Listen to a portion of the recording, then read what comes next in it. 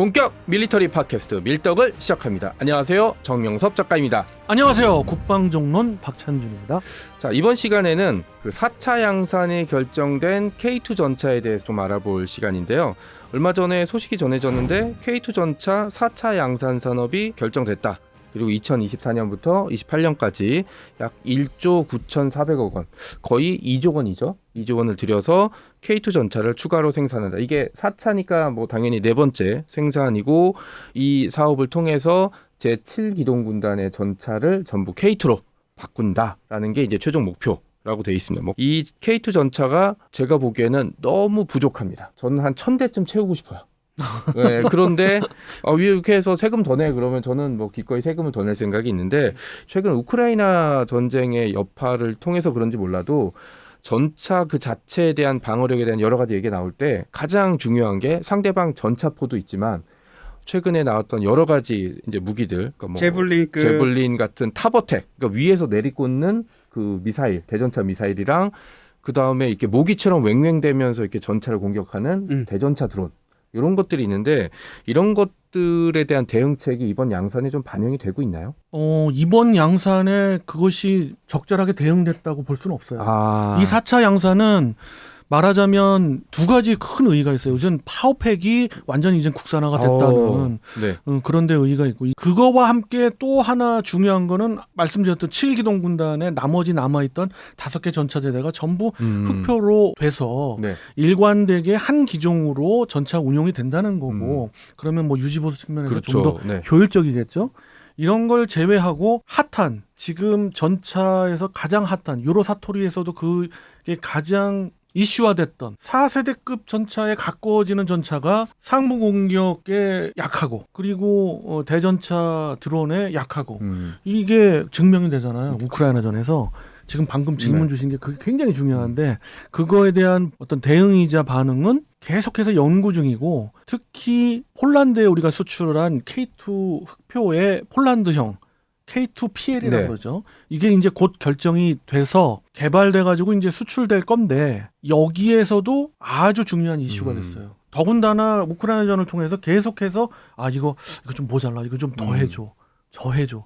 이러기 때문에 현대르템도 고민이 많고 그랬는데, 결국에는 어느 정도 그림은 그려진 것 같아요. 적어도 유로사토리에서 나온 결론을 본다면 일단 다단계로 다기능의 또는 다목적의 방어 시스템이 들어가는 걸로 결론이 나는 것 같아요.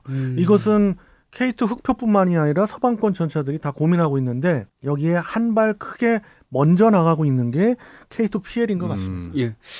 궁금한 게 하나 있는데, 그 탑어택 공격, 그 위에서 내리꽂아서 전차를 공격하는 그 공격은 어떤 식으로 방어를 한다는 건지. 전차에서는 가장 약한 부분이 두 가지가 있잖아요. 우선 측면 방어가 약하고, 가장 약한 부분이 바로 상부예요. 그렇기 때문에 원래는 이제 콘탁트 1, 2, 3 해가지고 동부권에는 거기에 닥치닥치 반응 장갑들을 많이 붙이고, 이번에 우크라이나전에서 보셨겠습니다만 무슨 지붕을 올려서 철망 그러잖아요. 새집. 근데 그것조차도 초기에는 그냥 계속 나가 떨어졌어요. 거기에 상부 공격을 막는 펜스 위에 반응 장갑까지 더 덮쳐가지고, 요즘은 그래도 어느 정도 효과가 있고, 두 번 맞지 않으면 어느 정도 한 번 맞고서는 이제 계속 기동을 하는 것들이 이제 영상에서 좀 보이더라고요.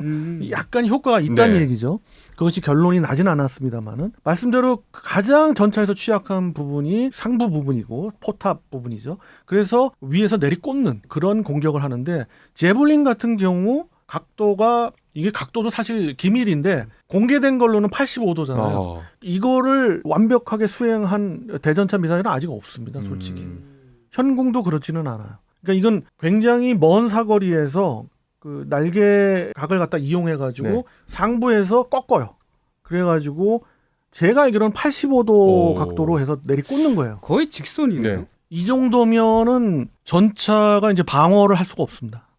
방어할 수 없고, 그러나 요즘 전차들 그렇게 뭐 우크라이나 전장가처럼 대넓은 평지가 아니고서는 대개 전차의 교전 범위랄지 그런 게 제블린 같은 경우도 상당히 먼 거리에서는 하긴 하지만은 예를 들어서 우리 한반도라고 네. 봐봐요. 그러면 2km 거리에서 공격을 주고받을 일이 없겠죠. 거의 없을 거 아니에요. 그래서 대개는 한반도 같은 경우나 아니면 다른 지역에 커먼한 경우에 길어야 1.5km, 네. 1km 범위 내에서 대전차전이 벌어진다고 보면 돼요. 그럴 경우는 아무리 그 공중에서 방향을 꺾는다고 해도 70도 이상 안 나와요.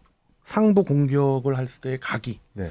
그러면 거기에 맞는 방어 반응장갑. 체계를 네. 구상해냈고 예. 적어도 물리적이나 어떤 공학적인 특성상 70도 이상은 도저히 불가능하다는 게 결론이 났거든요. 네. 근데 70도 정도까지는 가능하다. 음. 그래서 요즘 그런 어떤 방어 체계들이 우리가 사실은 라파엘사, 이스라엘 라파엘사하고 함께 현대로템이 개발 중에 있어요.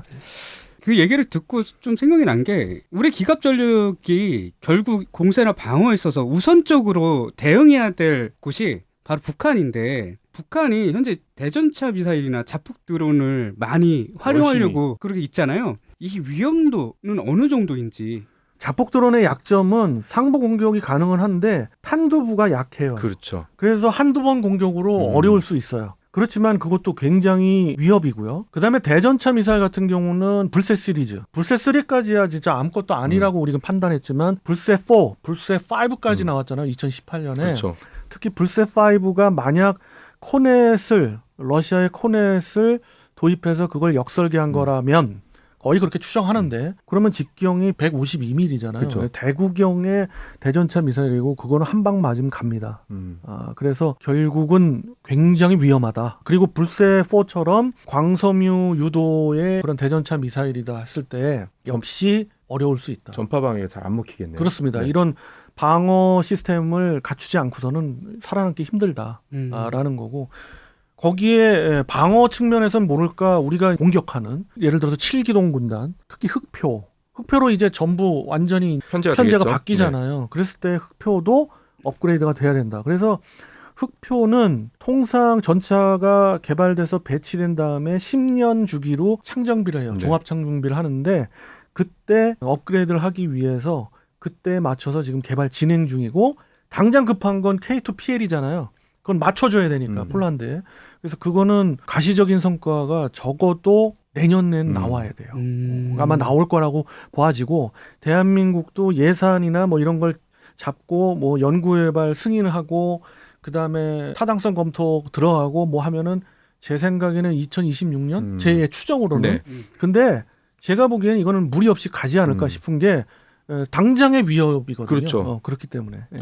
그러니까 모 블로거가 제가 자주 보는 블로거가 북한이 우크라이나 전에서 쓸데없이 많은 아이디어를 얻고 있다라고 이제 얘기를 하더라고요. 그러니까 뭐 자폭 드론이라든지 대전차 전술, 특히 전쟁이라든지 분쟁이 나게 되면 아군 전차들이 북한으로 진입할 가능성이 굉장히 높게 되고 북한은 이걸 어떻게든 저지하려고 들 거 아니에요. 전차전은 북한도 아마 생각을 안 하는 것 같고 대전차 미사일이라든지 아니면 이런 드론 같은 경우로 공격을 하게 될 텐데 만약에 이게 우리가 이런 준비를 다 하게 되면 어느 정도로 방어가 가능하게 될까요? 저는 정말 걱정이 되는 게 전차가 한번 피격되면 인명 피해도 그렇고 이게 막 언론 나오고 소식이 나오면 사람들의 어떤 사기 같은 게 좀 꺾이지도 않을까? 이것도 많이 걱정되더라고요.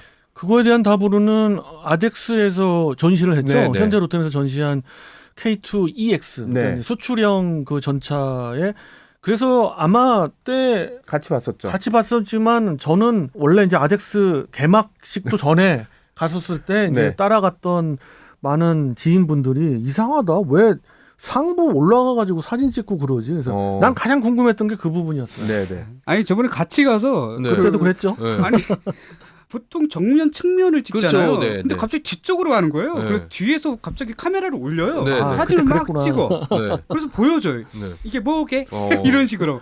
예, 역시 보는 포인트가 다르시구나라고 생각을 했거든요. 아는 사람이라 그랬지 그냥 모르는 사람이 봤었으면 산업 스파인 줄 알았을 거예요. 예. 그게 좀 어떤 게 기존 거와 달랐는지 많이 달랐죠. 예. 벌써 전자전을 대비한 그러니까 이제 드론을 갖다가 방어하기 위해서 드론 제밍을 하기 위한 장비들이 안테나 같은 기존 거. 네. 장비들이 있었죠. 네. 우선 그거를 탐지할 수 있는 그쵸. 그런 네. 드론 탐지 장비들이 그 앞에 있었고 그다음에 그 포탑 위에 있는 주무장의 부무장이죠. 네. 그 기관 포 옆에 바로 드론 제밍 맞습니다. 총이 있었죠. 네. 요즘 이제 그게 또 바뀌었지만은 그런 드론을 갖다 직접 공격할 수 있는 네. 그런 부분도 있고, 그 다음에 양 옆에 포탑에는 삥 둘러가지고 뭐가 있었어요. 트로피 맞습니다. 시스템하고 굉장히 유사한 네. 시스템이 달려 있었죠. 일단은 그 트로피 시스템을 거기에 이제 얹은 건데 그 부분은 지금 연구 중이에요.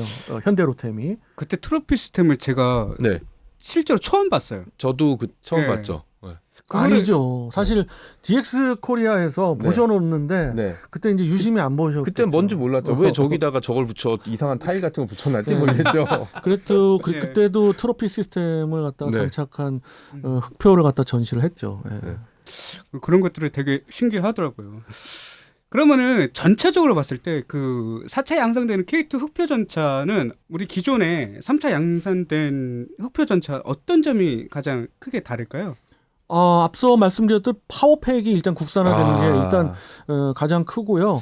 그리고 4차 양산과 3차 양산의 그 시간차가 뭐 1년도 안 돼요. 원래는 또 바로 양산이 들어갔어야 되는데 폴란드 때문에 늦춰진 거거든요. 네. 3차 양산도 그래서 굉장히 늦었고, 그래서 그 양산을 했을 때 크게 달라진 점, 기술적인 달라진 점은 별로 없다. 다만 강조드리고 싶은 거는 앞으로 닥칠 그런 드론과 또 대전차 미사일의 문제점 때문에 우리도 그런 방어 시스템을 완전히 갖춰야 되고, 그런 거에 어떤 밑그림이 그려진 건 확실해요. 그래서 그 부분을 잠깐 말씀드리면 다단계로 네. 일단 방어를 합니다. 특히 3단계로 방어를 할 건데 우선 전자전을 겁니다. 제밍을 걸어서 네. 드론을 무력화시킬 거고요. 거기에 이제 보셨던 어떤 장비들이 있을 네. 겁니다. 그리고 가장 최근에 유로사토리에서 우리 K2 흑표가 앞부분에 또 그런 제밍 네. 장비를 한 것이 보이고요. 그 다음에는 무인으로 기관포를 장착합니다. RWS. 그것도 이제 12.7mm가 아니고 우리가 원래 아덱스에서 봤던 건 12.7mm였잖아요. 네. 근데 12.7mm도 이제는 좀 약하다. 왜냐? 한 12.7mm면 유효 사거리를 감안하고 모든 전장 환경을 감안했을 때 한 500m 전부터 드론을 공격할 건데 그래서 드론으로 500m에서 한 대 떨어뜨려요. 근데 앞서 에피소드에도 말씀드렸듯 전차 한 대에 여러 대가 드론 하나로 띄우는 건 바보죠. 네. 2대, 3대는 띄운단 말이에요. 그렇죠. 그러면 시간이 없어요.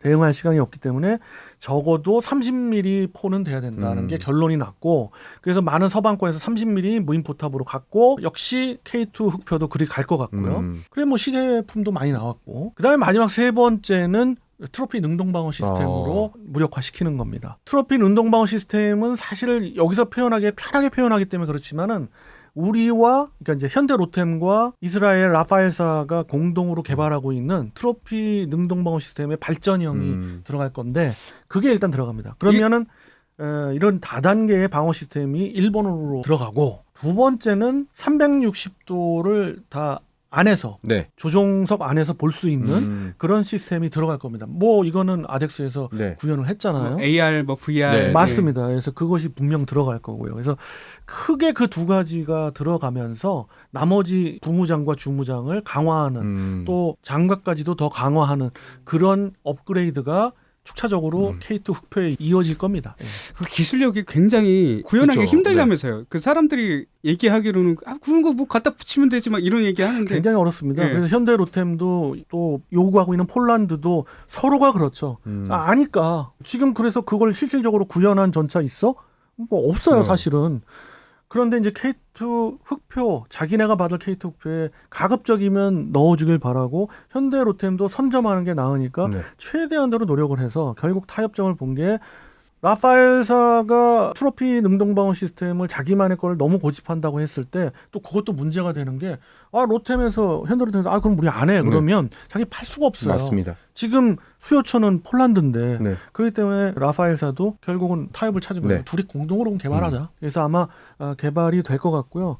이것이 그대로 국내산 흑표에 적용되는 건 분명 아닐 거예요. 왜냐하면 라파엘에 어떤 이득을 주기 위한 그런 건 안 할 것 같아요. 그래서 제가 관계자하고도 좀 그때 아덱스에서도 좀 얘기를 하고 했습니다만은 아마 우리만의 독자적인 것이 들어가지 않을까 싶습니다. 이게 또 하나 궁금한 게 있는데 간단하게 독일산 파워팩을 최대한 지금 어느 정도까지 구현이 됐는지 이번에 국산한. 예, 국산한. 사실은 ROC가 높았던 건 사실이에요. 하지만 이제 그때 ROC 수준을 지금은 달성을 했기 때문에 세계적인 수준으로 올라왔다라고 봐지고 파워팩에서 절대로 꿀릴 건 없다. 독일산에 꿀릴 건 없다. 이렇게 말씀드릴 수가 있고 그렇기 때문에 뭐 K방산에도 유리하지만 우리나라의 그 자주국방, 네. 특히 국방 정론에 있어서 딱 맞는 그런 파워팩이 들어가지 않을까 싶습니다. 어떻게 보면 4차 양산 산업의 가장 중요한 핵심일 수도 있겠네요. 이게. 맞습니다. 그게 핵심이죠. 뭐 드론이 됐든 뭐가 됐든 자국에서 생산하고 그걸 유지 보수하고 한다는 것이 커다란 장점이고 특히